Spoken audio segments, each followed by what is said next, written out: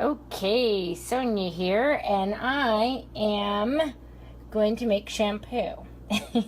So I prepared this the other day live on my Just Botanicals Facebook page, and what this is in here is it is soap or root, which gives a little bit of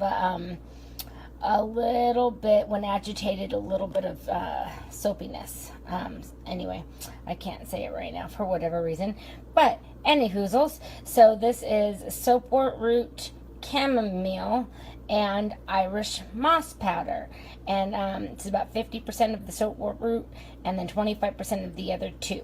And what I'm going to do is I'm going to actually pour this hot water on top of it. Ooh, there we go. And it might have needed to be in a bigger jug, but I'm going to do that and let that steep and cool for about, until it's cool essentially, and then strain it through a sieve, and it should come out as a green slime. And it's supposed to be used fresh, so that's when I would add any essential oils that I want, based on what I'm trying to do with my hair. And this is for blonde hair.